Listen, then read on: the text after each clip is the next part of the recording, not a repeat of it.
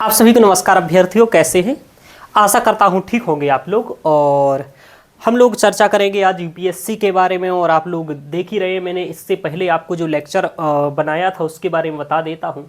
आज तो हम लोग सामान्य अध्ययन तृतीय यानी कि GS3 पर बात करेंगे। और GS3 सब जानते हैं, जनरल स्टडी पेपर 3, उसके बारे में चर्चा करेंगे। मैंने बताया था इस यूपीएससी के 5 स्टेज होते हैं। सबसे पहले समझ लेना ये ज़रूरी होता है सिलेबस और उसके PYQs। आज मैं यहाँ पर अपने नोट्स बना करके मतलब बहुत अच्छे से यूनिट वाइज, एक 2014 है, 15 है, 16 है, एक एक टॉपिक्स को लेकर के सिलेबस और उसके PYQs की बात करूँगा। मेंस के PYQs हैं। और ऐसा नहीं कि मैं छोड़ूंगा, मैं 2025 का जो अभी लेटेस्ट पेपर हुआ है वहीं तक जो क्वेश्चंस आए हैं वो सब कुछ लेकर के बात करूँगा।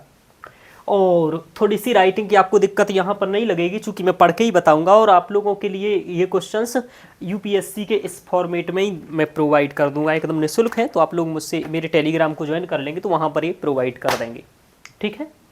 चलिए बात कर लेते हैं। इससे पहले थोड़ा सा हमने एक लेक्चर्स डाला था, तो कई लोगों को उसमें बुरा भी लगा, कई लोगों को अच्छा लगा। एक दो बच्चे आ जाते हैं, ठीक है, पर मैं बहुत मतलब उच्च स्तर का व्यक्ति बन चुका हूँ इस मामले में, क्योंकि कितनी भी आलोचना करे मैं आराम से सहन करता हूँ।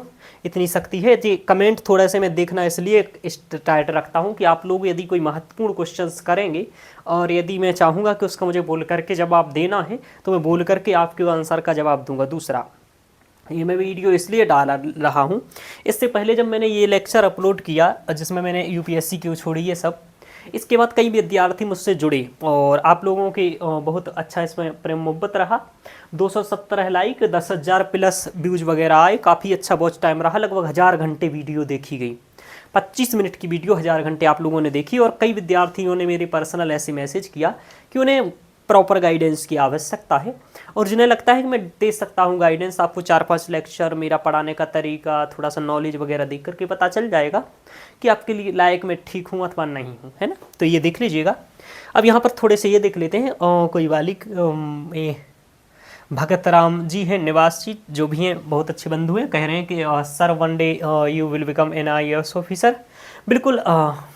तो बहुत बहुत धन्यवाद। मैं प्रयास तो मेरा भी यही है कि सभी के साथ। हाँ, ये मुझे इसे अंजलि जी का कमेंट पढ़ के बहुत हंसी आई, मज़ा आया।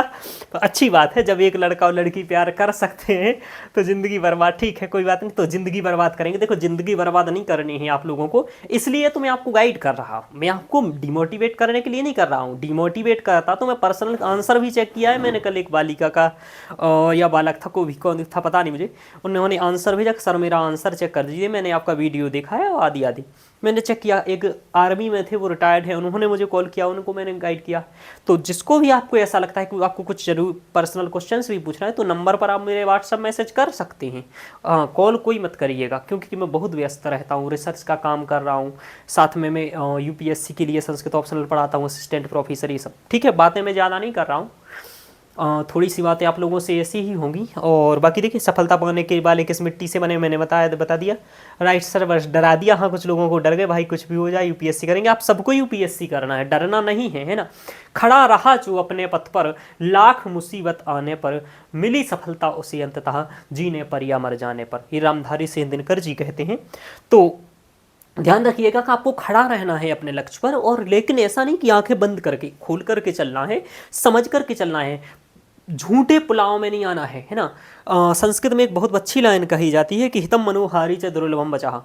जो हितकारी हो, आपके मन को अच्छा लगे, ऐसा कम ही वचन होते हैं, है ना। ऐसा जरूरी नहीं कि आपको अच्छा भी लग रहा है, जैसे बर्गर खाने में आपको अच्छा लगता है लेकिन वो शरीर के लिए अच्छा नहीं है। ऐसे माता पिता आपको कुछ कहते हैं तो बुरा लग सकता है, लेकिन वही सत्य होगा आपके लिए।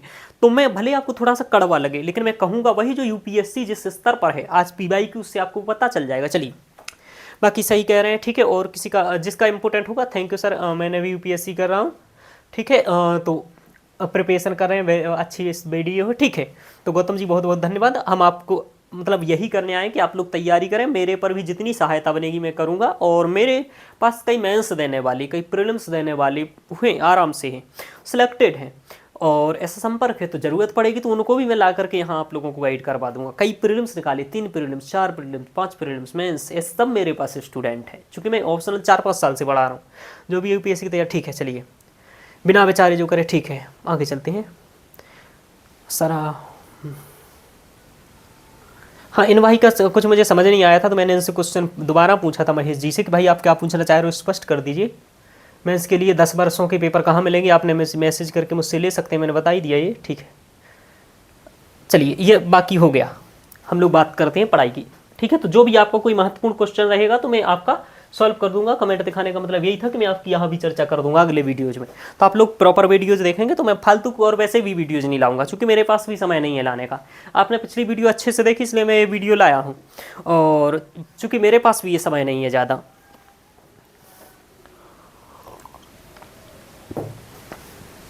आपको ऐसा भी लग सकता है कभी कभी कि मैं ज़्यादा स्पीड बोलता हूँ, चूँकि तो थोड़ा सा मैं स्पीड बोलता हूँ कभी कभी, पढ़ाते समय आराम से ही बोलूँगा। चलिए स्टार्ट करते हैं। सबसे पहले हम बात आपको कर लें कि सिलेबस की बात करेंगे और PYQs की बात करेंगे। ये बात मैंने कल आपको बताई थी कि सिलेबस और PYQ क्यों ज़रूरी है। सिलेबस और PYQ इसलिए ज़रूरी है मेरे भाई कि क्यों ज़रूरी है वही मैं आपको 1 मिनट में बता देता हूँ। पहला स्टेज क्यों है सिलेबस और PYQ, क्योंकि जब टॉपर्स को आप सुनेंगे तो सब टॉपर्स अपनी तरह की बात करेंगे। मैं नहीं कह रहा हूँ टॉपर्स गलत बोलते हैं, लेकिन मुझे लगता है सभी टॉपर्स सही भी नहीं बोलते हैं। पता नहीं ऐसा मुझे क्यों लगता है, जैसी उनकी बातें रहती हैं। और एक बात ये भी होती है कि उनसे शॉर्ट में बात क्वेश्चंस पूछा जाता है, तो टॉपर्स होते हुए वो भी उसको सही से नहीं बता पाते हैं। शॉर्ट में क्या ही बताएंगे, आप मुझसे भी पूछोगे मैं भी एक कुछ बात कह दूंगा, उसके कारण प्रभाव सब नहीं बता पाऊंगा शॉर्ट में। तो बात होती है कि डिटेल्स में बात हो, ठीक है। तो वही बात है, सिलेबस और PYQ क्या दिखाएगा आपको, क्यों करना है, और पहला स्टेज क्यों है PYQ, और दूसरा आपका सिलेबस, है ना। इतना ही लिख रहा हूं मैं। सिलेबस आपको ये बताता है कि कौन से टॉपिक्स महत्वपूर्ण है या फिर किन बिंदुओं पर बल देना है। क्या बताता है, लिख लीजिएगा ये बात, कि कौन से टॉपिक महत्वपूर्ण है। ये बात आपको सिलेबस बताएगा कौन से टॉपिक्स महत्वपूर्ण है। जैसे अभी मैं आपको सिलेबस जब डिस्कशन कराऊंगा इधर, तो जैसे यहां पर आपको दिखेगा, उदाहरण सहित मैं ये बात समझाऊंगा कि जैसे यहां पर लिखा है भारतीय अर्थव्यवस्था, योजना, संसाधनों को जुटाना, विकास, रोजगार। अब ये जो डायरेक्ट शब्द लिखे हैं, डायरेक्ट शब्दों से हर वर्ष क्वेश्चन आ रहे हैं। तो मैं समझाऊंगा कि जैसे उसने बताया, क्या क्या बताया, कि योजना से क्वेश्चन पूछूंगा, संसाधनों के जुटाने से क्वेश्चन पूछूंगा, रोजगार से और विकास से। इंग्लिश भी बताते जाऊंगा, इंडियन इकोनॉमी, और इसके बाद प्लानिंग, मोबिलाइजेशन ऑफ रिसोर्सेस, इसके बाद ग्रोथ होगा यहाँ, और ये डेवलपमेंट एंड एम्प्लॉयमेंट, ये इंग्लिश के होंगे। अभी इस पर चर्चा करेंगे। तो कुल मिलाकर के सिलेबस आपको क्या बताता है कि कौन से टॉपिक्स महत्वपूर्ण हैं जिनको आपको कवर करना ही है, ये वाली बात बताता है। दूसरा, अब लेकिन इस टॉपिक्स के अंतर्गत कितनी डेप्थ में, यानी कितनी गहराई में जाएगा, ये बताता है PYQ, है ना, कि प्रश्नों की गहराई कितनी है, कितनी गहराई है।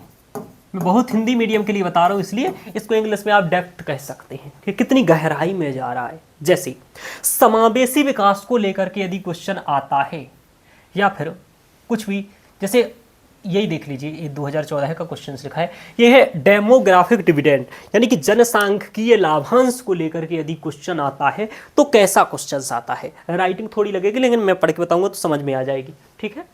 मैंने बहुत जल्दी जल्दी में लिखे हैं इसलिए ऐसा है, कुछ तो पहले से ही मेरे पास लिखे थे और कुछ कुछ मैंने लिखे भी हैं। तो जिस समय हम भारत के जनसांख्यिकीय लाभांश डेमोग्राफिक डिविडेंड को सान से प्रदर्शित करते हैं, उस समय हम रोजगार योग्यता की पतनशील दरों को नजरअंदाज कर देते हैं। क्या हमें ऐसा करने में कोई चूक कर रही है? भारत में जिन जॉबों की बेसब्री से दरकार है, वे जॉब कहां से आएंगी, स्पष्ट कीजिए। ये क्वेश्चन 2014 का है। ये क्वेश्चन रोजगार से है। ये तो अब सिलेबस में डायरेक्ट लिखा है, क्या, रोजगार। लेकिन रोजगार के मामले को लेकर के, रोजगार के टॉपिक्स का अध्ययन करते समय आपको रोजगार के टॉपिक्स का अध्ययन किस गहराई से करना है, ठीक है, वह यहां पर बताया जाता है। समझ में आया? आगे देखते हैं।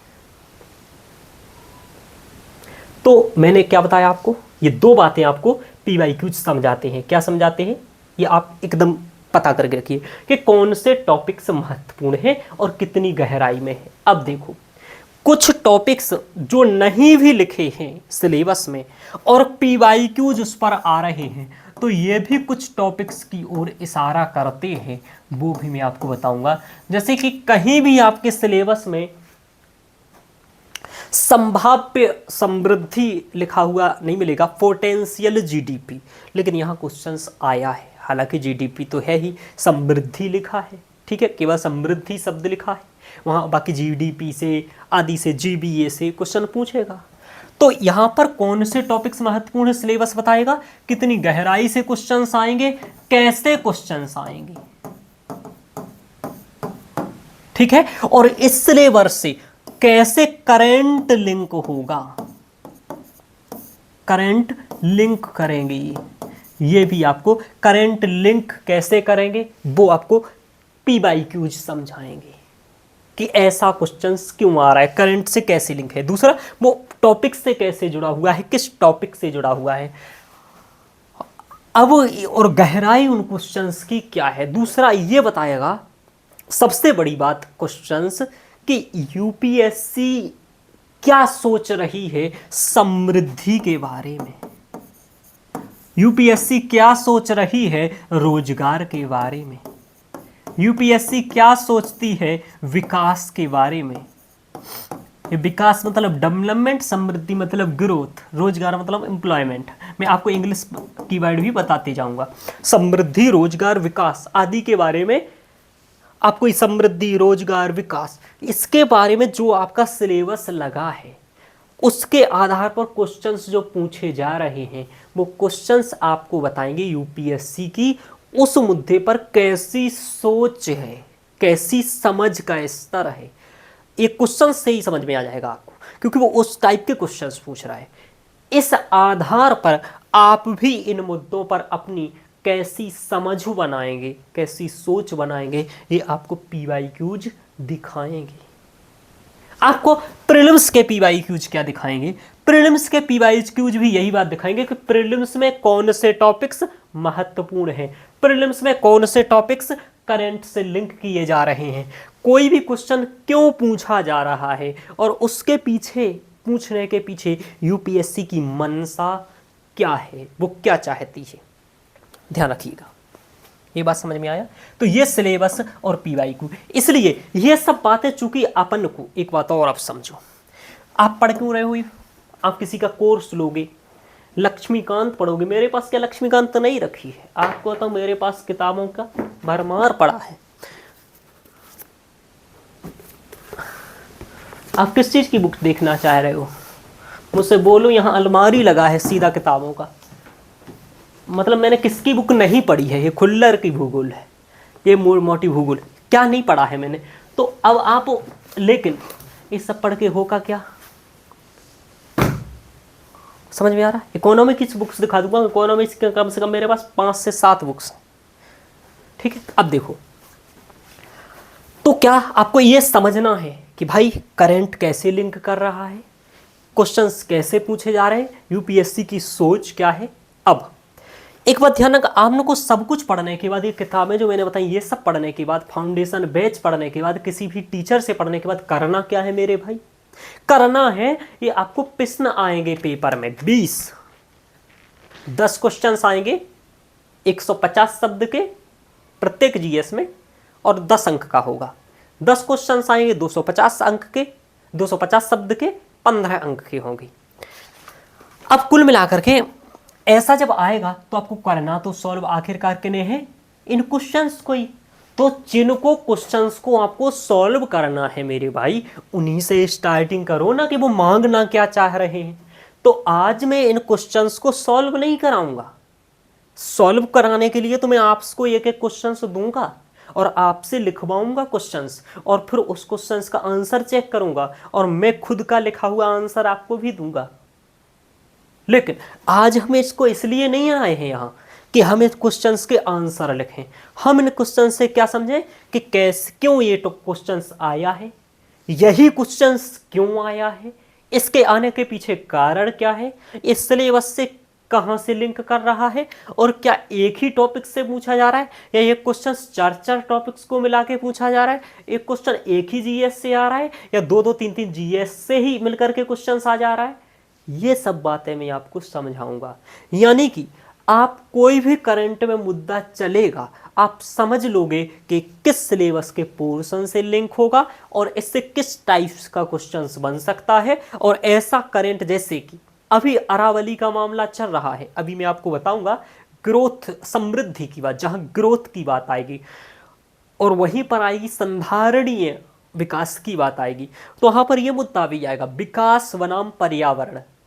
चूंकि अब आपको भूमि चाहिए पड़ेगी, ठीक है, विकास के लिए, और भूमि आप प्राप्त करोगे तो आपको कहीं ना कहीं जो वृक्ष वगैरह होंगे उन्हें हटाना पड़ेगा, आदि आदि कुछ करना पड़ेगा।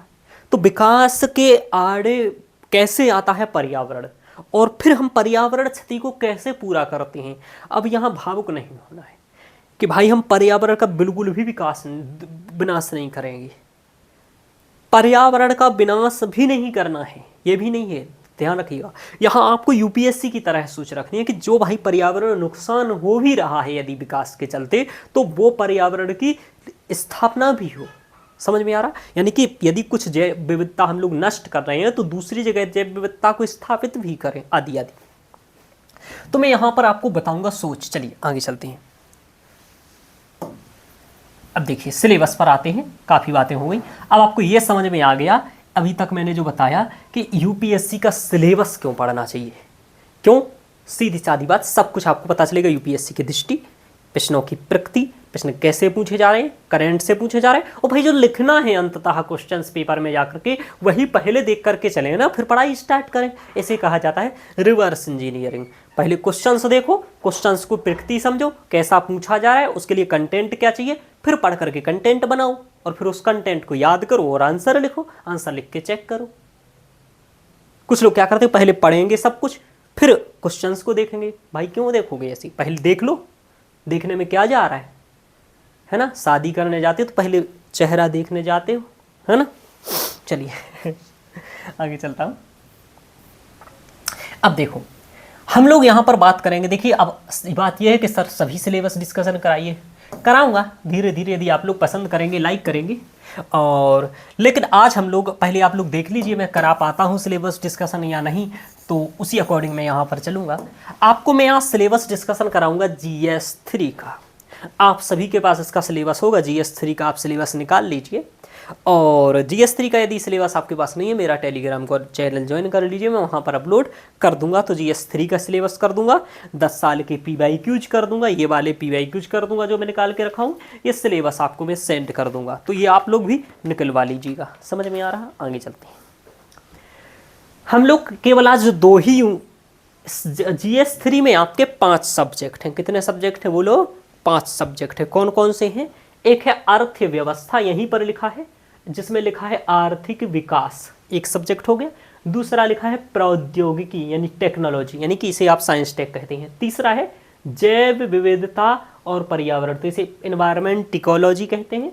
और एक यहाँ पे सुरक्षा, यानी इसे आंतरिक सुरक्षा कहेंगे। और यहाँ लिखा है आपदा प्रबंधन, है ना, तो डिजास्टर मैनेजमेंट कहेंगे। इस साइड ये इंग्लिश में भी लिखा हुआ है, technology, economic development, biodiversity, environment, security and disaster management, ये लिखा हुआ है।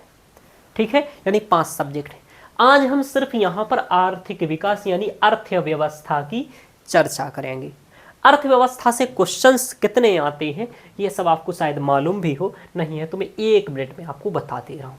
इकोनॉमी से क्वेश्चंस हर बार जो देखे जा रहे हैं, पहला क्वेश्चंस, दूसरा क्वेश्चंस, तीसरा क्वेश्चंस, चौथा क्वेश्चंस, ये इकोनॉमी से है। ये 10-10 नंबर वाले हैं, यानी कि 10 नंबर के हैं। तो पहला क्वेश्चंस 1, 2, 3, 4 ये 10-10 नंबर के। इसके बाद आपका 11वां नंबर, 12वां, 13वां, 14वां, ये इकोनॉमिक्स की आ रही, ये 15 अंक की आ रही। ठीक है, तो कुल मिलाकर के 40 और 15 चौका 60, यानी कि 40 अंक और 60 अंक, यानी कि 100 नंबर की आपकी इकोनॉमी आ रही है, अर्थव्यवस्था आ रही है। ध्यान रखिएगा, 100 नंबर का आपका हर बार क्वेश्चन आ रहा है। आप लोग ये डाउनलोड करेंगे तो वहाँ पर भी आपको यही नंबर, क्वेश्चन नंबर यही दिखेंगे कि पहला, दूसरा, तीसरा, चौथा ये इकोनॉमी के हैं, 11, 12, 13, 14 ये इकोनॉमी के क्वेश्चन हैं। ठीक है, और जो जितने भी क्वेश्चन मैं यहाँ लिखा हूँ ये आपको इन्हीं में मिलेंगे, 1, 2, 3, 4 और वहाँ 11, 12, 13, 14, यही क्रम लगभग मिलता है अभी फिलहाल। चलिए अब देखिए, तो यहाँ पर टॉपिक्स किस तरह हैं, इसके लिए 10 पॉइंट दे रखे हैं, 1, 2, 3, 4, 5, 6, 7, 8, 9 और 10, 10 पॉइंट दे रखे हैं। टोटल इसमें 20 पॉइंट है सिलेबस में। जब आप देखेंगे इस तरीके से क्रमांक संख्या लिखी होगी तो 10 इधर और मतलब 10, 20, टोटल 20 दिखेंगे आपको। अंतरिक्ष सुरक्षा तक लास्ट है, विभिन्न सुरक्षा बल और संस्थाएं तथा उनके अधिदेश। इनमें से शुरुआत के जो 10 हैं वो इकोनॉमी से संबंधित हैं। इन 10 में से शुरुआत के आज हम 2 की चर्चा करेंगे और 2 के लिए आपको कैसे क्या पढ़ना है, क्या करना है, और इन्हीं के PYQ की बात करेंगे जो क्वेश्चंस इन 2 टॉपिक्स से आए हैं। ध्यान रखिएगा, तो आपको ऐसा करने से क्या फ़ायदा होगा कि भविष्य में आप लोग भी क्या कर पाएंगे कि क्या पूछा जा रहा है वो आप ठीक कर पाएंगे। ध्यान रखिएगा, जैसे देखो पहला और दूसरा हम लोग यहाँ पर देखते हैं, तो अभी इसके शब्द पढ़ लीजिए, एक एक का डिस्कशन करेंगे। भारतीय अर्थव्यवस्था तथा योजना, संसाधनों को जुटाना, प्रगति, विकास, रोजगार से संबंधित विषय। कितने शब्द लिखे हैं, भारतीय अर्थव्यवस्था 1, योजना 2, संसाधनों को जुटाना 3, प्रगति 4, विकास 5, रोजगार 6। इनमें अभी एक जो सबसे बड़ी बात है, जो आपको सबसे इंपॉर्टेंट है, वो आपको समझ ही में नहीं आ रहा है क्या है, वो यहाँ लिखा है विषय शब्द। और विषय को क्या कहते हैं, सब्जेक्ट नहीं कहते हैं, विषय को कहते हैं इशू। और यही सबसे बड़ा समस्या है इधर, समस्या नहीं, ये इशू शब्द ही आपको दिखाएगा कि सिलेबस क्या है। यह यहां पर तो विषय लिख दिया, क्योंकि ट्रांसलेटिंग इंग्लिश का 100% ठीक नहीं होता है, तो यहां इशू लिखा है, यानी इशू का मतलब होता है हिंदी में मुद्दे या मुद्दा। तो किससे संबंधित इशू, इन 6 विषयों से संबंधित इशू। एक आप इधर समाज से बेसी विकास तथा इससे उत्पन्न विषय लिखा है, जब इंग्लिश में पढ़ेंगे तो लिखा है inclusive growth and issue arising from it, यानी कि 7 बिंदु हो गए, 1, 2, 3, 4, 5, 6, 7। अब इन 7 बिंदुओं की हम पहले एक एक बिंदु की चर्चा करेंगे। जो मैंने कहा था आपसे कि सिलेबस क्या दिखाएगा, महत्वपूर्ण टॉपिक्स। तो पहले इन महत्वपूर्ण टॉपिक्स के 6 बिंदुओं को समझेंगे, फिर इन 6 बिंदुओं से क्या क्वेश्चंस आएंगे वो आपको समझ में आ जाएगी। अब आपसे कोई कहता है कि यूपीएससी का सिलेबस रटा होना चाहिए, नहीं मेरे दोस्त, यूपीएससी का सिलेबस रटा नहीं होना चाहिए। फिर सर क्या होना चाहिए, यूपीएससी का सिलेबस का एक एक शब्द आपको समझा होना चाहिए, एक एक शब्द समझ करके आपको उसके से क्या क्वेश्चंस बने हैं, रोजगार से क्या क्वेश्चंस, मोबिलाइजेशन ऑफ रिसोर्स से क्या क्वेश्चन, ग्रोथ से क्या क्वेश्चन, डेवलपमेंट से क्या क्वेश्चन, ये आपको पता होना चाहिए। समझ में आ रहा है, और वो समझ आना चाहिए कि क्या कर बन रहे हैं क्वेश्चन। चलिए स्टार्ट करते हैं। तो अब इन्हीं को हम एक एक लिख करके यहां बात करेंगे। फिर से नया पेज ऐड कर लेते हैं। चलिए अब देखो, इधर पहला शब्द लिखा है उधर भारतीय अर्थव्यवस्था। क्या लिखा है, भारतीय अर्थव्यवस्था, इंडियन इकोनॉमी। इंग्लिश लिखती जाइएगा जिनको लिखना है। तो पहला ये है, ठीक है। दूसरा आपका लिखा हुआ है, क्या लिखा हुआ है बताइए, मुझे भी चलिए, हाँ ठीक है, मुझे भी याद है, बहुत कभी कभी भूल जाता है। चलिए योजना। तीसरा यहां पर है संसाधनों को जुटाना।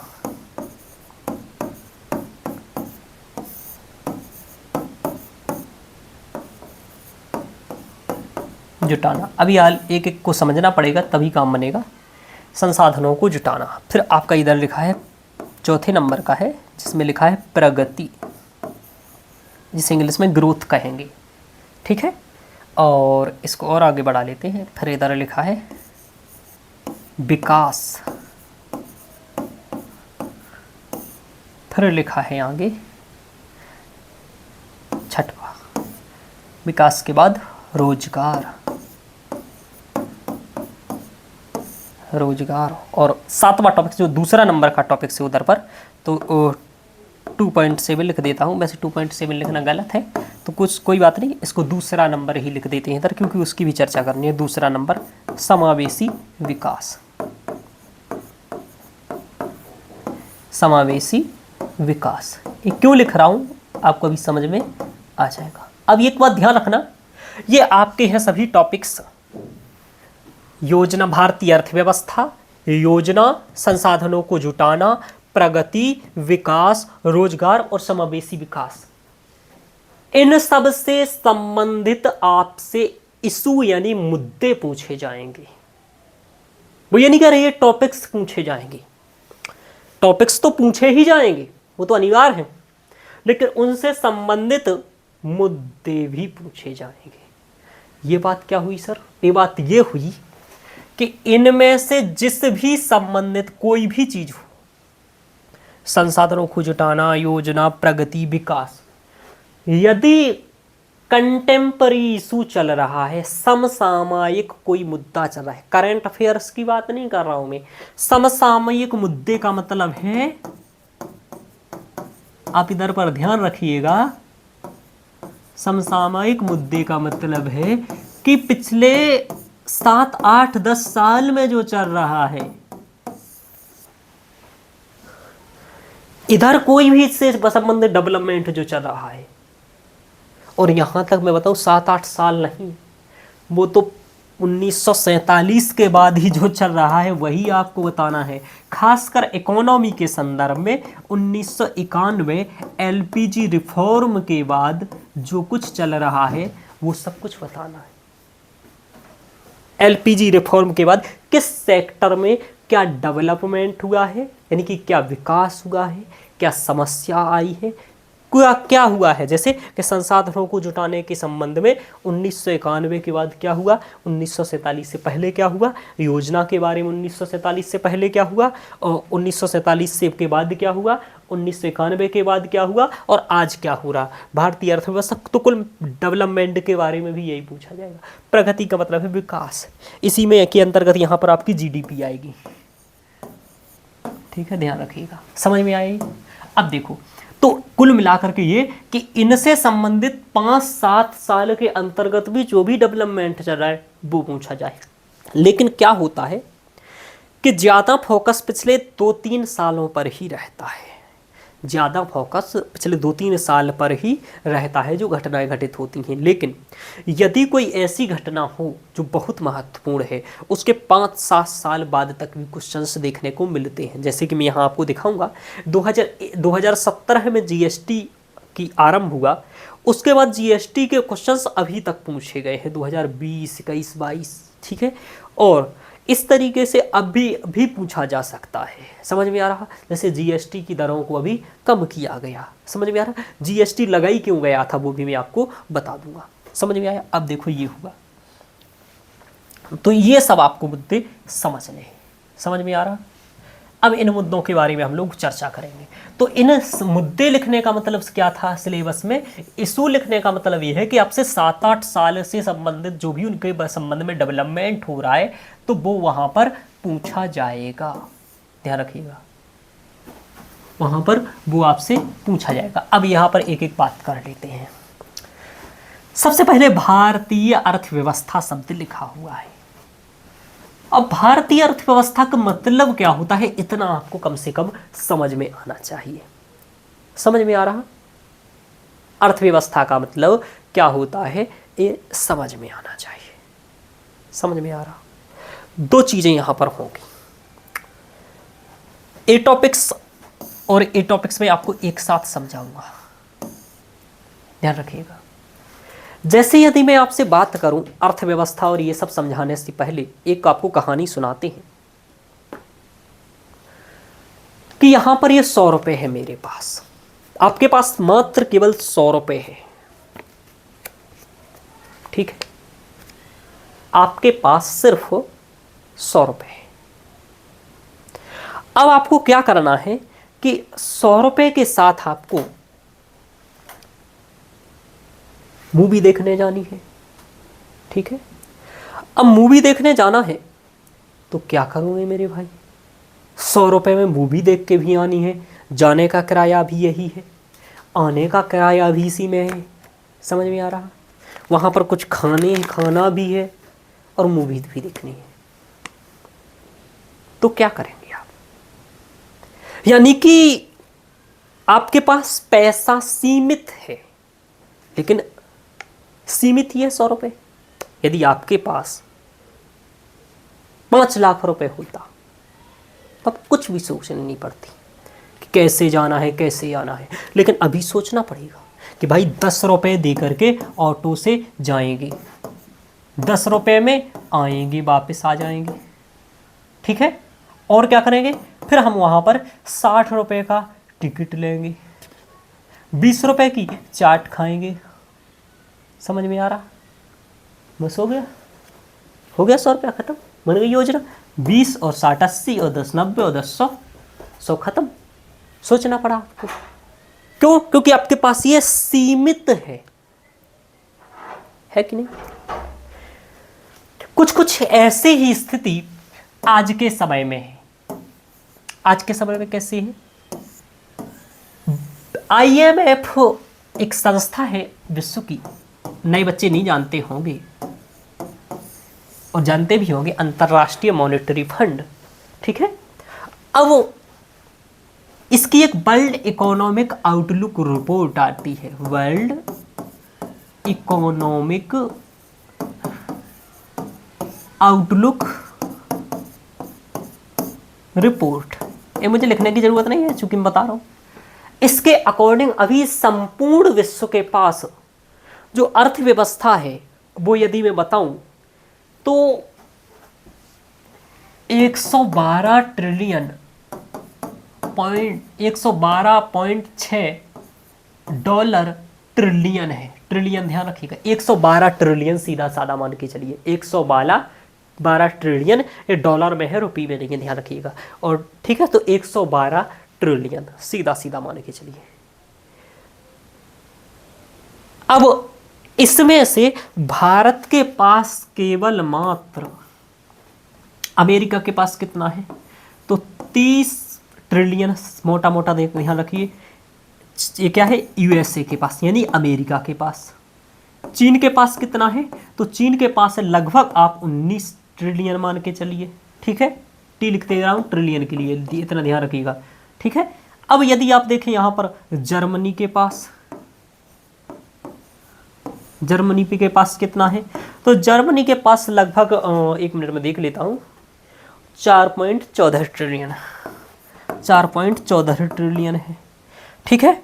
यही अब इसके पास देखेंगे, भारत के पास और जापान के पास। ये डेट आप लिख भी सकते हो ये चाहो तो मैं एकदम करेक्ट डाटा लिखवा रहा हूँ, ये 2025 के अकॉर्डिंग है। तो 4.19 और 4.18, 4.19 और 4.18 यानी कि 4.19 ट्रिलियन, 4.18 ट्रिलियन जापान के पास है। तो जापान, अभी भारत के पास भी अर्थव्यवस्था था 2025 से पहले, लेकिन अप्रैल के बाद 4.19 ट्रिलियन हो गया, जबकि जापान का 4.18 ट्रिलियन था। तो भारत की अर्थव्यवस्था कहाँ से, जापान से आगे बढ़ करके चौथे स्थान पर आ गई, यानी कि पहले स्थान पर USA, दूसरे स्थान पर चीन, तीसरे स्थान पर जर्मनी और चौथे स्थान पर भारत और 5वें स्थान पर जापान है। प्रीलिम्स में कभी कभी क्रम लगाने को पूछ लेगा तो आप थोड़ा सा याद भी रखेंगे, इतने तथ्य याद रखने हैं, ठीक है। अब देखो, इसका मतलब हमारे पास केवल 112 ट्रिलियन में 4 ट्रिलियन है। इतना ज़्यादा मत समझो, आप इतना समझो पूरे विश्व के पास केवल 112 रुपया है। कितना है, 112 रुपया है। और 112 रुपया में भारत के पास केवल कितना है, ₹4 है। कितना है? सिर्फ ₹4 है 112 में से। समझ में आ रहा? अब जनसंख्या कितनी है? तो पूरे विश्व की जनसंख्या कितनी है ये ध्यान रख लो आप। पूरे विश्व की जनसंख्या में भारत की जनसंख्या आपकी है लगभग 18%। यानी कि यदि लेटेस्ट डेटा बताएं तो आपको, जब लेटेस्ट डेटा यदि बताऊं तो अभी वर्तमान में 1.46 करोड़, यानी 146 करोड़ जनसंख्या भारत के पास है। विश्व का 18%, यानी कि यदि पूरे विश्व में 100 लोग हैं तो उसमें 18 लोग भारत के हैं। समझ में आ रहा? देखो, विश्व के 100 लोगों में 18 भारत के हैं, लेकिन 112 रुपए में केवल ₹4 हैं भारत के पास। इसका मतलब क्या हुआ? इसका मतलब ये है कि हमारे पास सीमित संसाधन है। क्या है? पैसा क्या है? एक प्रकार का संसाधन है।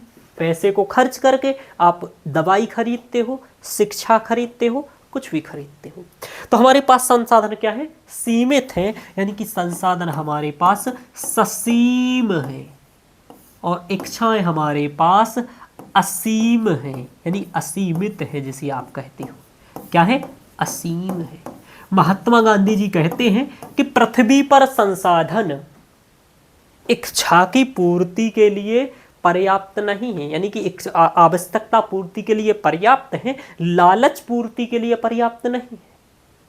तो भारत के पास ससीम संसाधन है, सीमित पैसे हैं। जैसे आपके पास केवल ₹100 है, तो ऐसी भारत की भी स्थिति है कुछ कुछ कि ससीम है, सीमित संसाधन है, जनसंख्या ज्यादा है, लेकिन इच्छाएं असीम हैं, काम असीम है, खर्चे बहुत हैं। आप सामान्य भी सुनते हो, भैया पैसा कम है, खर्चे ज्यादा है,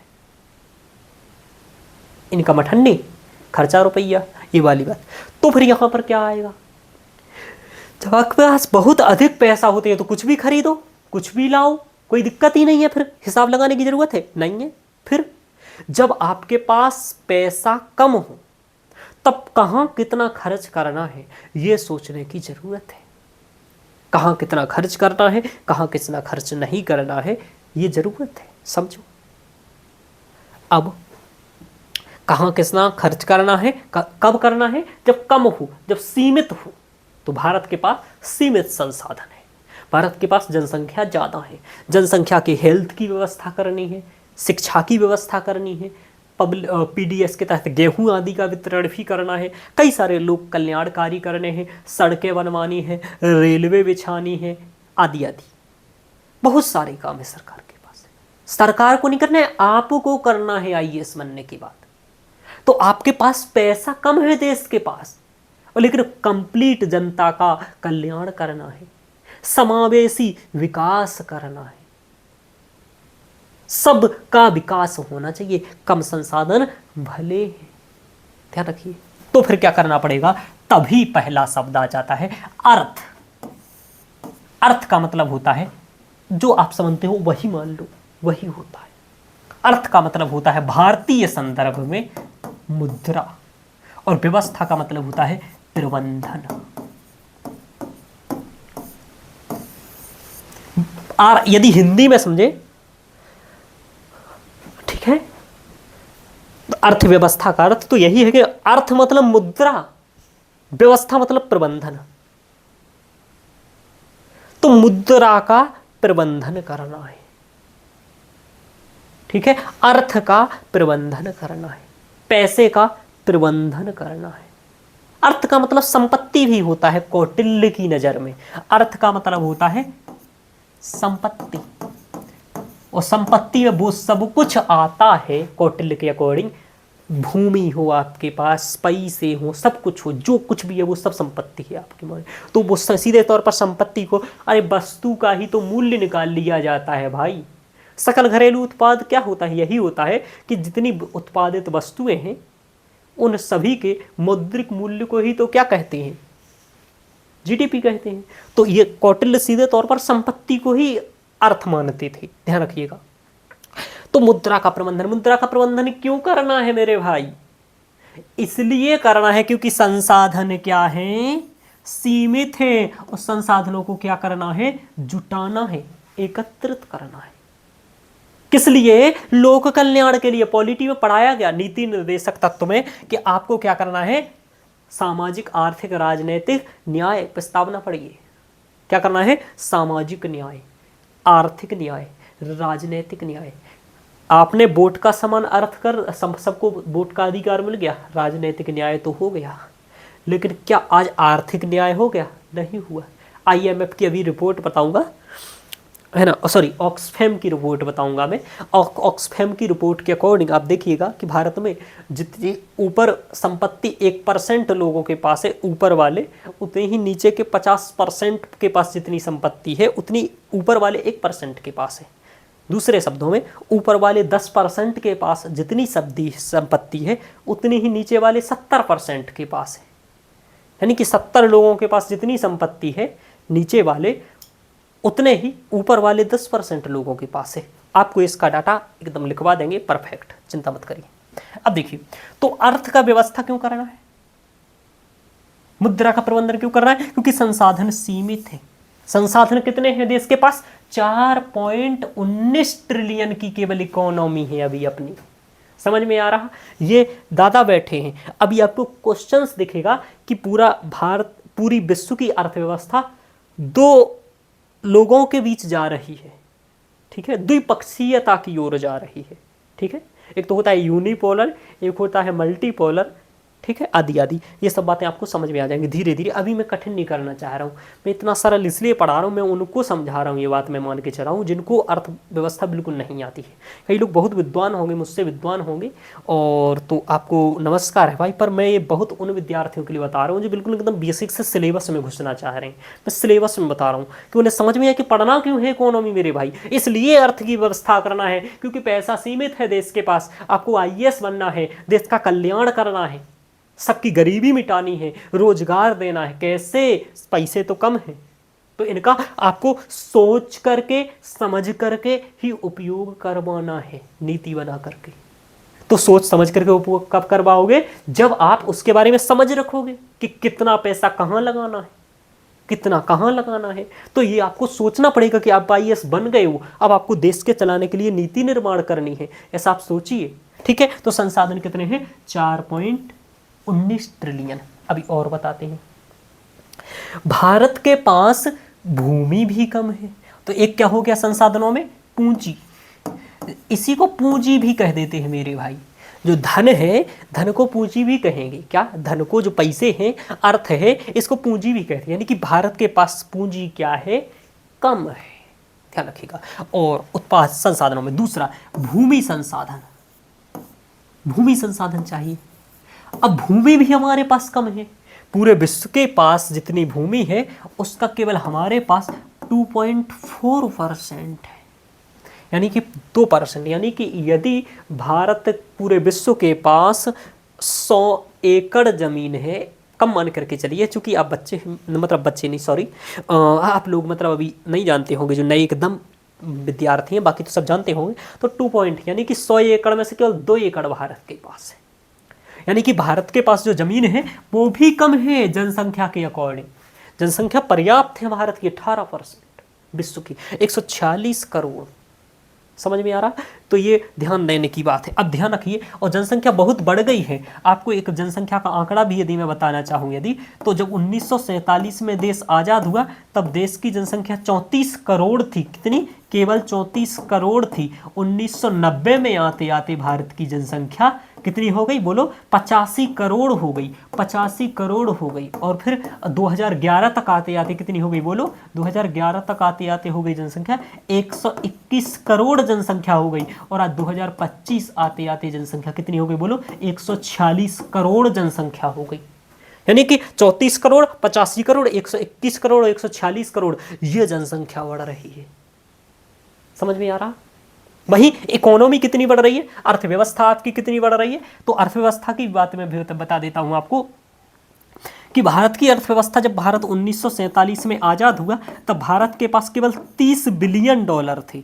30 बिलियन डॉलर, इस तरीके से ये बनाता हूँ, ये डॉलर है, तो 30 बिलियन डॉलर थे। यही जाकर के यदि हम देखें 1951 में भारत के पास ये 60 बिलियन डॉलर हो गए। 1991 की यदि हम बात करें तो ये 270 बिलियन डॉलर हो गए, ठीक है, बिलियन डॉलर ऐसा। और 2000 हम बात करें 2007 की, 2007 में भारत की इकोनॉमी 1 ट्रिलियन हो गई, 2014 में जाकर के इकोनॉमी 2 ट्रिलियन हो गई, 2021 में जाकर के 3 ट्रिलियन हो गई, और 2025 में जाकर के 4 ट्रिलियन हो गई, और आशा है कि 2026 के लास्ट तक 5 ट्रिलियन हो जाएगी, और 2047 तक भारत को अर्थव्यवस्था 30 ट्रिलियन करने का लक्ष्य रखा है, 30 से 35 ट्रिलियन का। यदि भारत 2047 तक अपनी अर्थव्यवस्था 30 से 35 ट्रिलियन के आसपास पहुंचा लेता है तो भारत विकसित देश बन सकता है। तो आईएएस बनकर के आपको क्या करना है, भारत विकसित देश बनना है। 146 करोड़ जो लोग हैं, इनमें से वर्तमान में 37 करोड़ युवा हैं। 37 करोड़ युवा होने का मतलब है कि 15 वर्ष से लेकर के 29 वर्ष की आयु के अभी 37 करोड़ हैं हमारे पास। कितने में से? 146 करोड़ में से। ये सब डाटा क्यों बता रहा हूँ? ये डरवाने के लिए नहीं बता रहा हूँ, ये बता रहा हूँ कि संसाधन बहुत सीमित हैं, हमारी जनसंख्या बहुत बड़ी 34 करोड़, 85 करोड़, 121 करोड़, 146 करोड़ है आज जनसंख्या। समझ में आ रहा? तो जब भारत की 34 करोड़ जनसंख्या थी, उस समय पूरे विश्व की जनसंख्या पूरी 250 करोड़ थी। मतलब 1947 में पूरे विश्व की जनसंख्या 250 करोड़ थी। यदि यही आप जाकर के देखेंगे तो 1700 में पूरे विश्व की जनसंख्या मात्र 65 करोड़ थी। पूरे विश्व की जनसंख्या 1700 ईस्वी में, ध्यान रखिएगा, ठीक है, जो अंग्रेज थे इधर, तो ये इतनी जनसंख्या थी। तो कुल मिलाकर के ये सब आंकड़े क्या दिखा रहे हैं कि हमारे पास जीडीपी इतनी नहीं बढ़ पाई है जितनी जनसंख्या बढ़ गई है। तो संसाधन क्या है? सीमित है। भूमि भी क्या है? सीमित है। जल भी क्या है? सीमित है। समझ में आ रहा? अब देखते हैं। अब इसलिए क्या करना है? अर्थ का व्यवस्था करना है। अब भारतीय अर्थव्यवस्था, तो भारतीय क्षेत्र से संबंधित आ जाता है भारतीय अर्थव्यवस्था, यानी कि भारत के अंतर्गत मुद्रा का प्रबंधन करना है। ये हमने बहुत शॉर्ट में परिभाषा बताई थी। अर्थव्यवस्था की परिभाषा थोड़ी सी और बड़ी होती है, ध्यान रखिएगा। अब थोड़ी सी और बड़ी अर्थव्यवस्था की परिभाषा पर हम लोग चलते हैं। अर्थव्यवस्था की परिभाषा पर और चलने के लिए अब फिर से आगे चलते हैं। समझ में आया? अर्थव्यवस्था, अर्थव्यवस्था का मतलब क्या है? सीधा साधा अर्थव्यवस्था का आप मतलब रखिए, समझिए, आर्थिक क्रियाएं हैं। मैं आपको बहुत शॉर्ट में चीजें समझा रहा हूं इसलिए कि आप अभी समझ जाओ भाई। आर्थिक क्रियाएं, बस इतना समझिए। आर्थिक क्रियाएं, जिस चीज से संबंधित आर्थिक क्रियाएं होंगी, तो भारत के अंतर्गत होने वाली जितनी भी आर्थिक क्रियाएं हैं वो सब अर्थव्यवस्था है। समझ में आ रहा? अर्थव्यवस्था के अंतर्गत वो सब आएंगी जो भारत के अंतर्गत आर्थिक क्रियाएं हो रही हैं, जिसका संबंध पैसे आदि से है, वह है आर्थिक क्रियाएं। ध्यान रखिएगा, आर्थिक क्रियाएं। जैसे अब यहाँ पर क्या है? डिजिटल जो आर्थिक क्रियाएं हो रही हैं, जैसे फोन पे कर रहे हो, गूगल पे कर रहे हो, यूपीआई कर रहे हो, भीम कर रहे हो, दुनिया भर से आप कर रहे हो, ये क्या है? डिजिटल इकोनॉमी आपके सामने आएगा शब्द। तो डिजिटल इकोनॉमी का मतलब क्या होगा कि डिजिटल आर्थिक क्रियाएं, ठीक है, हाँ, डिजिटल आर्थिक क्रियाएं। ऐसे गिग इकोनॉमी आएगा आपके पास, ठीक है, ऐसे ही आपके पास ग्रीन इकोनॉमी आएगा जो पर्यावरण से संबंधित होगा। तो ग्रीन इकोनॉमी यानी कि आर्थिक क्रिया के ग्रीन यानी पर्यावरण से संबंधित जो हम आर्थिक क्रियाएं करेंगे। तो इस तरीके से भारतीय अर्थव्यवस्था का सीधा साधा मतलब अर्थव्यवस्था का मतलब यहाँ आर्थिक क्रियाएं याद रखना, ठीक है। अब उत्पादन, अब जब आप बड़े लोगों की परिभाषाएं पढ़ेंगे जैसे एडम स्मिथ वगैरह की, तो वो कहेंगे उत्पादन वितरण, यहां पर कुछ शब्द जोड़ देंगे, उत्पादन वितरण, ठीक है, कि किसी भी भौगोलिक क्षेत्र की, जैसे भारत के अंतर्गत होने वाली उत्पादन वितरण आदि से संबंधित जो आर्थिक क्रियाएं हैं वही अर्थव्यवस्था है। समझ में आ रहा? तो भारतीय अर्थव्यवस्था। अब ध्यान रखना कि सभी देशों की परिस्थितियां अलग अलग होती हैं, इसलिए भारतीय अर्थव्यवस्था अलग तरीके से होगी। भारतीय अर्थव्यवस्था में उत्पादन अलग होगा, वितरण के लिए अलग होगा, तो संसाधनों का प्रबंधन ये सब इसी को कहते हैं इकोनॉमी। आपको तोड़ करके बता दूं, किसी देश के या किसी भौगोलिक क्षेत्र विशेष में संसाधनों के प्रबंधन, उत्पादन व वितरण से होने वाली आर्थिक क्रियाओं को अर्थव्यवस्था कहते हैं। उत्पादन मतलब कोई चीज़ हम उत्पादित कर रहे हैं, संसाधनों को जुटाना मतलब जब भाई किसी भी काम को करने के लिए संसाधन जुटाने पड़ते हैं।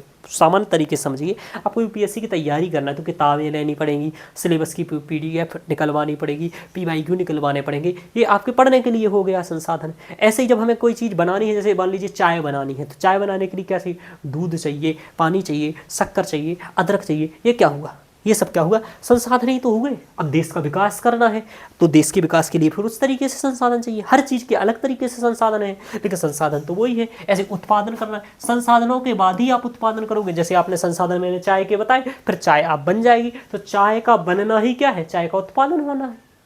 समझ में आ रहा है? भोजन का बनना क्या है, भोजन का उत्पादन होना। संसाधन क्या है भोजन बनने में, आप खुद बता दोगे सर, सब्जी लाएंगे आलू की, मटर लाएंगे, सलाद लाएंगे, ये सब संसाधन है। ठीक है, और फिर इनका वितरण करेंगे, बांटेंगे, क्योंकि खाना क्यों बनाए। तो संसाधनों के उत्पादन, संसाधनों के प्रबंधन, उत्पादन और वितरण से संबंधित आर्थिक क्रियाओं को अर्थव्यवस्था कहते हैं।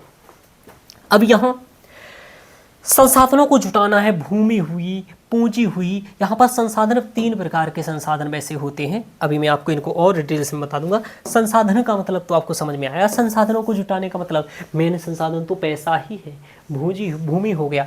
पर यहाँ एक संसाधन श्रमिक होता है, ठीक है, और यहाँ और भी संसाधन आएगा, उद्यमी आ जाएगा एक उत्पादन में, ठीक है। तो श्रमिक, भूमि, पूंजी, अब ये भौतिक संसाधन भी होते हैं, तो मुझे ये तो अलग से ही समझाना पड़ेगा, बहुत ज़्यादा ही वो हो गया है इधर, ठीक है। तो संसाधन बहुत सारे होते हैं, भौतिक संसाधन,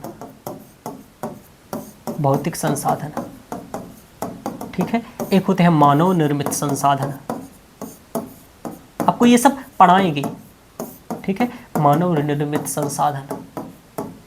और क्या हो गया, भौतिक संसाधन, मानव निर्मित संसाधन। इसके अलावा आपके पास प्राकृतिक भौतिक संसाधन, मानव निर्मित संसाधन, और बाकी तो ये उत्पादन के साधन चाहिए ही है। एक और होता है, मुझे अभी याद नहीं आ रहा है। जैसे भौतिक संसाधन में देख लेते हैं, आपके पास पर्वत हुए, खनिज हो गई, ठीक है। पर्वतों को अच्छा सा बना करके आप पर्यटन स्थल अच्छा खासा बना सकती हैं। इसका सबसे ज़्यादा अच्छा उदाहरण देखना है तो आप भोपाल में आइएगा, तो यहाँ मनुआ भान टेकरी दिखेगी, और मनुआ भान टेकरी पर भोपाल में बहुत अच्छा घूमने के लिए जाते हैं। मैं हर 8-10 दिन में घूमने जाता हूँ। पहाड़ ही एक प्रकार का बहुत ऊँचा, जिससे कंप्लीट भोपाल दिखता है, भोपाल की लेक दिखती है, ठीक है। तो मैं जाते रहता हूँ। तो अब वहाँ क्या है, पर्वत है, पर्यटन स्थल बनाई, बहुत अच्छा पर है वो, वहाँ पर अच्छा लगता है देखने में, ठीक है। एयरपोर्ट है, इधर एयरपोर्ट है, इधर भोपाल का तालाब है, इधर शहर बसा है, इधर एक गुफा मंदिर है, इस तरीके से, इधर कोई मंदिर, इधर कोई मंदिर, मज़ा आता है। तो इस तरीके से तो पर्वत, खनिज हो गया, इसी प्रकार नदी हो गया, तालाब हो गया, ये सब क्या हो गया, भौतिक संसाधन, प्राकृतिक संसाधन। अब सॉरी, प्राकृतिक संसाधन है, हाँ, ठीक है। प्राकृतिक संसाधन हो गया या फिर भौतिक संसाधन। अब देखो मानव निर्मित संसाधनों में क्या है, थोड़ा सा मैंने कुछ गलत कर दिया। यहाँ प्राकृतिक संसाधनों में ये सब आएगा। भौतिक संसाधन जो मानव द्वारा, एक मानव भौतिक संसाधन या मानव निर्मित संसाधन एक ही जैसे होंगे, और एक होगा मानव संसाधन यहाँ पर, ठीक है। यहाँ पर मानव संसाधन रखिए। तो थोड़ा सा ये गलत कर दिया मैंने, आपको फिर से ठीक कर देता हूँ, लिख देता हूँ, क्योंकि कन्फ्यूज हो जाएंगे नए विद्यार्थी। यहाँ प्राकृतिक संसाधन, तो जो मैंने बताई ये सब प्राकृतिक संसाधन हैं, इन्हें हम लोगों ने नहीं बनाया है, ये सब हमें प्रकृति से प्रदत्त हुए हैं, खनिज, नदी, तालाब, पर्वत, ये हो गया। दूसरे हैं भौतिक संसाधन, जिनका निर्माण मनुष्यों ने किया है, ध्यान रखिएगा, भौतिक संसाधन, इन्हीं को आप मानव निर्मित संसाधन भी कह सकते हो, ठीक है। तो इनमें भौतिक संसाधन में क्या आ जाता है, जैसे सड़क आ गया, ठीक है, रेलवे आ गया, ठीक है, ये सब आता है, सड़क आ गया, रेलवे आ गया, आपके पास विमानपत्तन आ गया, ठीक है, मतलब एयरपोर्ट वगैरह, विमानपत्तन आ गया, ठीक है, बंदरगाह आ गया, ये सब हो जाएगा। अब है मानव संसाधन, ठीक है। मानव संसाधन के अंतर्गत भी 3 प्रकार के होते हैं। मानव संसाधन के एक तो श्रमिक आ जाएंगे, इस तरीके से श्रमिक आ जाएंगे, ये सब है।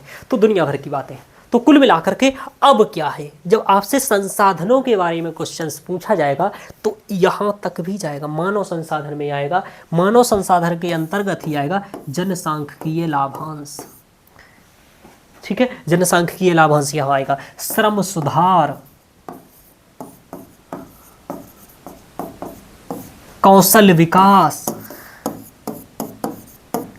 क्योंकि मानव संसाधन में 3 प्रकार के व्यक्ति होंगे श्रमिक में, कि श्रमिक 3 प्रकार के होंगे इधर, एक तो हाई स्किल्ड, सेमी स्किल्ड और अनस्किल्ड। हाई स्किल्ड यानी उच्च तकनीकी कौशल वाले व्यक्ति, सेमी स्किल्ड अर्ध कौशल वाले, और अनस्किल्ड बिना कौशल वाले। तो इस तरीके से ये आएंगे। तो जो बिना कौशल वाले हैं उन्हें अधिकतर हमारे यहाँ क्या है, बिना कौशल वाले ही है, तो कौशल प्रदान करना है। हमने प्रधानमंत्री कौशल विकास योजना के तहत भारत ने लगभग 20 लाख लोगों को अभी तक कौशल प्रदान किया है। 20 लाख लोगों को प्रधानमंत्री कौशल विकास योजना के तहत कौशल प्रदान किया है। जो मैंने बताया अभी, जनसांख्यिकीय लाभांश हमारे पास मतलब 37 करोड़ अभी जो युवा है वो जनसांख्यिकीय लाभांश के अंतर्गत ही आएंगे। इनको यदि हम क्या करेंगे, यदि अच्छा ट्रेनिंग दे देंगे, अच्छा कौशल दे देंगे और हाई स्किल्ड बना देंगे तो यही उत्पादन को बढ़ाएंगे, आगे जा करके जीडीपी में वृद्धि करेंगे। ये बात ध्यान रखिएगा। समझ में आया? इसमें श्रम सुधार भी आएगा। अब इन खनिज हैं, नदी है, पर्वत है, पठार है, तो ये सब प्राकृतिक संसाधनों के अंतर्गत आ जाते हैं। मूलतः यहाँ पर जो मानव संसाधन है, अब अर्थ और भी संसाधन चाहिए, अब उत्पादन के लिए और भी काफ़ी संसाधन चाहिए, जैसे पूंजी, पूंजी के अंतर्गत आएगा। अब जैसे पूंजी चाहिए तो पूंजी के लिए भी बहुत सारी व्यवस्थाएं करनी पड़ेगी।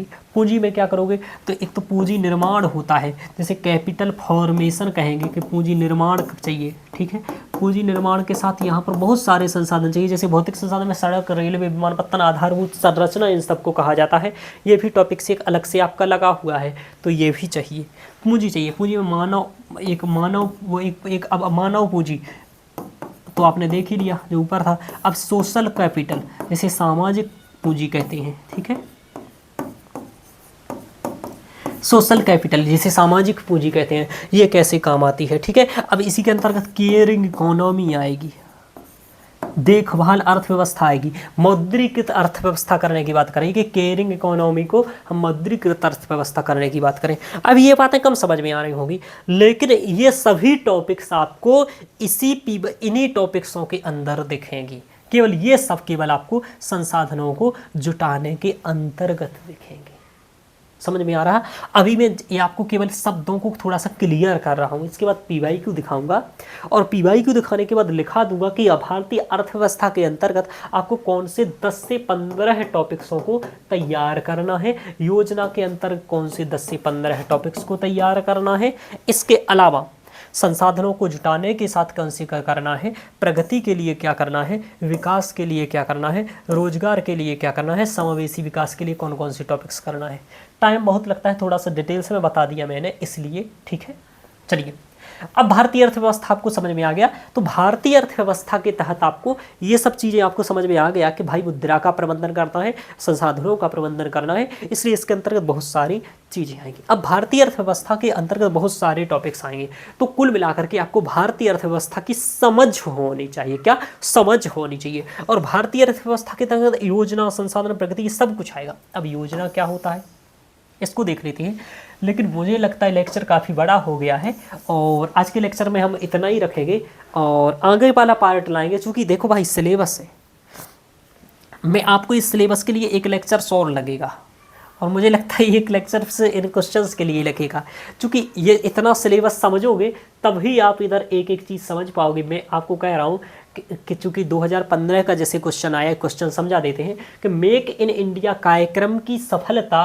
कौशल भारत कार्यक्रम और आमूल श्रम सुधारों की सफलता पर निर्भर करती है। तर्क सम्मत दलीलों के साथ चर्चा कीजिए। समझ में आ रहा? एक क्वेश्चन बता देते हैं।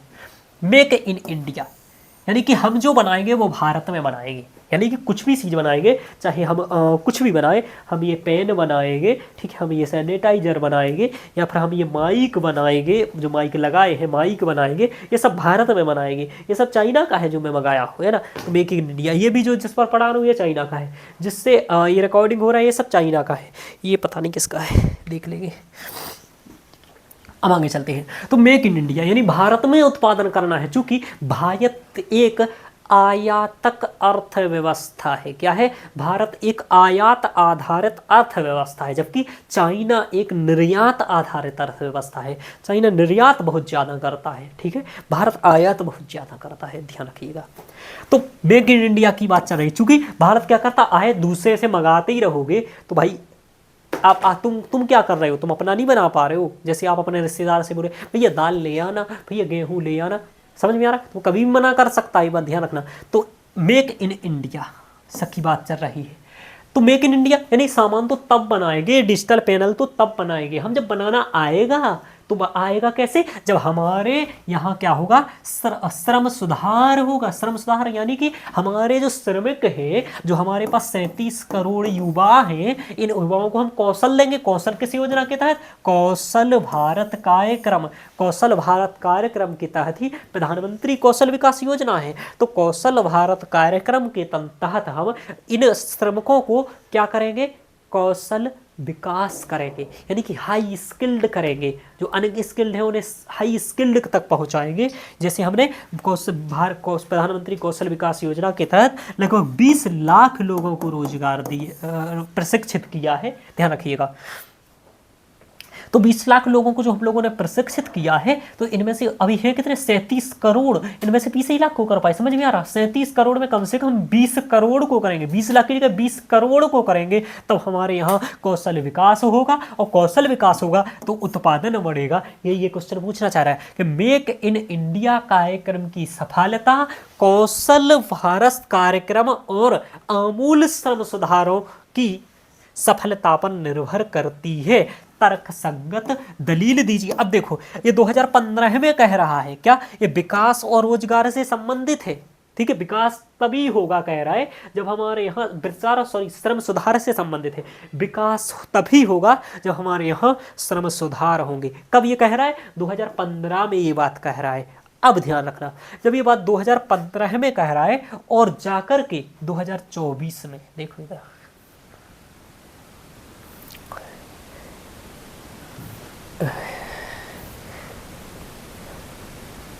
देखो 2024 का क्वेश्चन है कि अब श्रम सुधार हो गए थे 2021 में, 4 श्रम संहिताएं बढ़ा दी गई तो श्रम सुधार कर दिया गया। अब यानी कि श्रम सुधार क्यों? क्योंकि ये गवर्नमेंट यूपीएससी के या गवर्नमेंट के मन में पहले से था भैया भारत में श्रम सुधार नहीं है, क्योंकि हमारे पास श्रम के लिए बहुत सारे कानून थे। हमारे यहाँ किसी का काम करने पर जा रही कार्यस्थल पर महिलाओं का यौन शोषण हो रहा है, कई मामले इस तरीके से आए, उन्हें सामाजिक सुरक्षा नहीं है, आदि नहीं है, बहुत कुछ नहीं।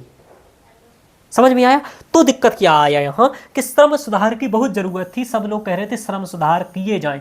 तो भारत के श्रम बाजार सुधारों के संदर्भ में जो 4 श्रम संहिताओं के गुण बताइए और दोष बताइए। बोले कि 4 कानून बनाए गए हैं उनके गुण बताओ कि क्या अच्छाइयां हैं और क्या बुराइयां हैं, उनकी विवेचना कीजिए। समझ में आ रहा? दूसरा कि इस संबंध में अभी तक क्या डेवलपमेंट हुआ है, यानी ये श्रम संहिता बनने के बाद लागू क्यों नहीं हुई है? क्योंकि बन गई थी 21 में, लागू हुई है अभी इसी बार हुई है नवंबर में। समझ में आ रहा? तो अभी लागू हुई है, 2025 में लागू हुई है। तो अभी तक क्या प्रगति हुई है? क्योंकि ये लागू नहीं कर रही थी सरकार। क्यों? क्योंकि इनका विरोध होता। तो 2024 में बीजेपी के चुनाव थे, तो चुनाव में के पहले तो नहीं करते ये। क्यों? क्योंकि हो सकता है ये नाराज हो जाए श्रमिक। समझ में आ रहा? इसलिए उन्होंने कहा चुनाव जीत ले, फिर उसके बाद हम लागू करेंगे। 2025 में लागू हो गया। तो क्या है भारत में श्रम सुधार, यानी कि श्रम सुधार बहुत ज्यादा जरूरी है। अब आप ये बात ध्यान रखिए कि एक संसाधनों में एक संसाधन क्या है? मानव संसाधन। मानव संसाधन में है जनसांख्यिकीय लाभांश, यानी मनुष्य, यानी हम लोग कौशल कम है हमारे यहाँ जितने भी अभी केवल कार्य करते हैं, तो औपचारिक रूप से जितने भी हमारे यहाँ हैं अभी, तो उनमें से केवल 3 से 4% लोग ही औपचारिक कौशल प्राप्त किए हुए हैं। देखो, कौशल भारत योजना के तहत, प्रधानमंत्री कौशल विकास योजना के तहत प्रशिक्षण तो प्रदान कर दिया गया है। प्रशिक्षण प्रदान कर दिया गया है कि हमारी किताबों में गांव के मौसम गुलाबी है, मगर ये आंकड़े झूठे है ना, और दावे केवल किताबी हैं। यानी कि 20 लाख हो जरूर गए हैं प्रशिक्षित, लेकिन काम करने के स्तर पर अभी 3 से 4% लोग ही जो कौशल से युक्त हैं वो काम कर रहे हैं। समझ में आया ये बात? तो श्रम सुधार क्यों? कि इनको अच्छे श्रम सुधार, इन्हें वेतन बढ़िया दिया जाए, इन्हें सामाजिक सुरक्षा दिया जाए, इन्हें इंश्योरेंस दिया जाए, आदि आदि सब चीज़ें इन्हें प्रोवाइड की जाए, उसके लिए ये सब क्या बनाया गया? श्रम सुधार किया गया। तो अभी भी क्या सर श्रम सुधार टॉपिक्स इंपॉर्टेंट है? बिल्कुल, बहुत ज़्यादा इंपॉर्टेंट है। तो श्रम सुधार इंपॉर्टेंट है। जनसांख्यिकीय लाभांश, क्योंकि अभी ये 37 करोड़ जो युवा घूम रहे हैं, इनमें से बहुत सारे बेरोजगार घूम रहे हैं, अनस्किल्ड घूम रहे हैं, तो इन्हें कौशल विकास करने की जरूरत है। तो दूसरा टॉपिक्स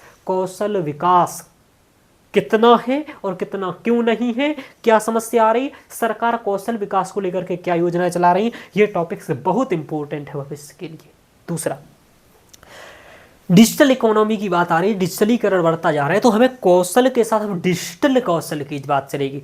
डिजिटल पब्लिक इंफ्रास्ट्रक्चर की बात हो रही है, डीपीआई, डिजिटल पब्लिक इंफ्रास्ट्रक्चर की भी बात होने लगी है, आदि आदि। तो ये देखो क्वेश्चंस पूछा गया, यानी कि अब देखो 2024 में क्वेश्चंस, और वहां कहाँ दिख रहा है 2000 इधर 14 में था या 15 में, 2015 में दिख रहा है, समझ में आ रहा है। अब देखो उसी से संबंधित क्वेश्चंस, ये जनसांख्यिकीय लाभांश की बात कर रहा है। जनसांख्यिकीय लाभांश में क्या कह रहा है? यही तो कह रहा है मेरे भाई, क्या कह रहा है कि भैया हमारे पास, हम कहते देखो हमारे पास 37 करोड़ युवा हैं, 37 करोड़ युवा हैं, कर क्या रहे हैं? रील लिख रहे हैं, कमरिया है, ये कर रहे हैं 37 करोड़ युवा। कितनों को कौशल है? जब कौशल की बात आ जाएगी तो खत्म है काम। सरकारें 20 लाख को दे पाई है, समझ में आ? तो जिस समय हम भारत के जनसांख्यिकीय लाभांश को शान से प्रदर्शित करते हैं, बॉडी ठोक के, वही बात कह रहा है, हमारी तो है ही नहीं को प्रदर्शित करते हैं, उस समय हम रोजगार योग्यता की पतनशील दरों, कि रोजगार योग्यता नहीं है मेरे भाई, क्या नहीं है, रोजगार योग्यता की पतनशील दरों को नजरअंदाज कर देते हैं कि हमारे युवा कौशल युक्त नहीं है, अनस्किल्ड है, और 37 करोड़ जरूर है, केवल खाने की खदान है, मतलब देसी भाषा में न। और ये नहीं सोचते हैं भैया पढ़े नहीं है, हम वोट उनके कौशल के आधार पर नहीं दे रहे हैं, समझ में आ रहा है। तो वही क्वेश्चन पूछा रहा है, कर देते हैं। ये उसने एक कथन कह दिया, लाइन आगे कह रहा है, क्या हम ऐसा करने में कोई चूक कर रहे हैं, क्या कोई गलती कर रहे हैं, आपसे पूछ रहा है। तो बोलो हाँ, बोले भारत को जिन जॉबों की बेसब्री से इंतजार है, जॉब का यानी रोजगार का बेसब्री से दरकार है, यानी आवश्यकता है, बे जॉब कहाँ से आएगी मेरे भाई, क्योंकि अब जो जॉबें हैं वो तो स्किल्ड के लिए हैं, और ये घूम रहे हैं अनस्किल्ड। तो इनके लिए क्या करो, 2015 में मोदी जी कौशल भारत कार्यक्रम के साथ प्रधानमंत्री कौशल विकास योजना चलाते हैं। और ये कब पूछा? 2014 में। यानी सरकार को ये समझ में आया ये स्किल्ड घूम रहे हैं, इसलिए इन्हें स्किल्ड करना है, इसलिए कौशल भारत कार्यक्रम के तहत प्रधानमंत्री कौशल विकास योजना आया, और 20 लाख लोगों को हम लोगों ने अभी तक क्या किया, प्रशिक्षित कौशल आदि प्रदान किया। तो ये सब आपको बताया। देखो ये क्वेश्चन वही है, ये क्वेश्चन कहीं ना कहीं उसी से संबंधित है। अभी आगे के भी क्वेश्चंस आपको समझाएंगे, लेकिन आपको ये सभी क्वेश्चंस सभी समझ में आएगा। अभी ये क्वेश्चंस थोड़े थोड़े समझ में आने लगे होंगे। मैं नहीं कह रहा हूं मेरे दोस्त कि अभी आप इन क्वेश्चंस का आंसर लिखने की स्थिति में होंगे, समझ में आ रहा, लेकिन आपको ये जरूर पता चला होगा कि सर मैं जनसांख्यिकीय लाभांश पढ़ूंगा, मैं सर कौशल विकास पढ़ूंगा, मैं श्रम सुधार पढ़ूंगा, मैं ये सब कहाँ पढ़ूंगा, पहली यूनिट में पढ़ूंगा सर, इकोनॉमी में। इतना समझ में आया होगा। यदि इतना समझ में आया है तो हम लोग सही रास्ते पर चल रहे हैं। और हम क्या करेंगे, कल बस थोड़ी सी इधर चर्चा करके सिलेबस की, आज मैंने 3 क्वेश्चंस यहाँ पर आपके करवा दिए हैं, आपने देखा होगा, एक ही 2 इधर और उधर। ये सब क्वेश्चंस जल्दी जल्दी हो जाएंगे, यहाँ पर और भी करवा देंगे हम, मुझे कोई दिक्कत नहीं है। लेकिन आज इतना ही लेक्चर चूँकि बड़ा हो चुका है, आगे हम लोग कल करेंगे और सिलेबस को भी और समझेंगे। आप लोग एक बार डाटा भी, ये चाहे तो डेटा भी लिखते जाइएगा, क्योंकि ये धीरे धीरे है ना घड़ा भरता है, धीरे धीरे आपको डेटा याद हो जाएगा। मेरे पास बहुत सारा डेटा है, मैं आगे ही रखा रहता हूँ, क्योंकि मैं तो यह रोज़ याद करता हूँ। मेरे पास सीधे साधे रजिस्टर्स हैं जिसमें हमें काफ़ी डेटा वगैरह सब कुछ लिखे रहता हूँ इस तरीके से। चूँकि मुझे भी वही सब करना है, मैं भी पढ़ ही रहा हूँ, तो वही सब आप लोगों को बता देता हूँ। तो ओके मित्रों, आज के लेक्चर में इतना ही। मैंने बेसिक से ही बताने का स्टार्ट किया। कुछ लोगों को लगा होगा इतना सरल तो मुझे भी आता है, तो आपको आता है तो बहुत अच्छी बात है। मैंने ये विद्यार्थियों के लिए, उनके लिए आरंभ किया जो बिल्कुल बेसिक से बेस करना चाहते हो, क्वेश्चन की समझ विकसित करना चाहते हैं। तो आज के लेक्चर में इतना ही। ओके मित्रों, धन्यवाद।